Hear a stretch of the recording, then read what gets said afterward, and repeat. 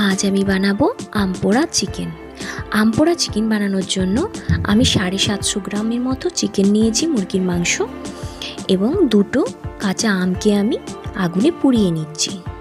আগুনে পোড়ানো প্রায় আমার কমপ্লিট। এবার আমি একটা পাত্রে রেখে দিয়েছি আর 3টে কাঁচা লঙ্কা আমি পুড়িয়ে নিয়েছি। শুকনো খোলায় আমি কয়েকটা রসুন ভেজে নিচ্ছি। তেল দিয়ে ভাজলে হবে না, শুকনো খোলায় ভাজতে হবে। আর এদিকে আমটাকে আমি পুড়িয়ে রেখেছিলাম, সেই ছালটা ছাড়িয়ে আমি আমের কাতটা বের করে নিয়েছি।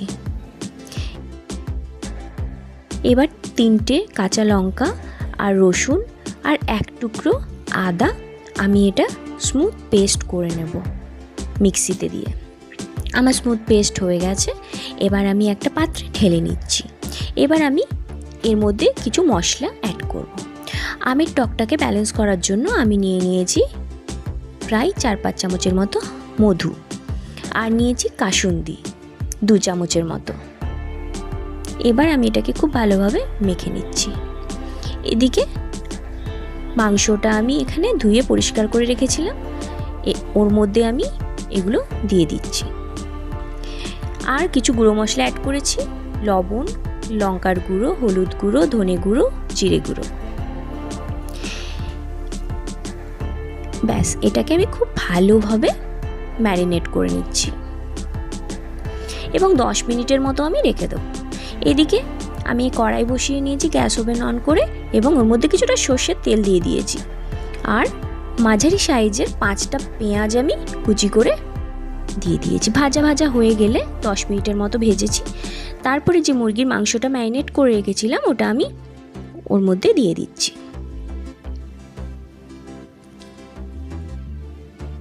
মুরগির মাংসটা খুব ভালোভাবে ম্যারিনেট করা হয়ে গেলে তারপরেই ওর মধ্যে দিতে হবে। 10 মিনিটের মতো রেখে দেবেন।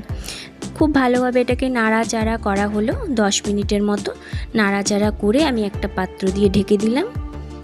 তারপর সেটা আমি উঠিয়ে 10 মিনিট পর আস্তে আস্তে মিডিয়াম ফ্লেমে রেখে কষিয়ে নেব।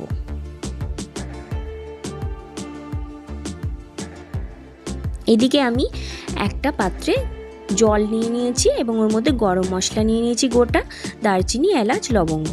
সেটা আমি খুব ভালোভাবে ফুটিয়ে একটা ছাঁকনির সাহায্যে ছেঁকে দিয়ে দেব। যদি আমি মশলাটা দিই তেলের মধ্যে তাহলে ফ্লেভারটা নষ্ট হয়ে যেতে পারে।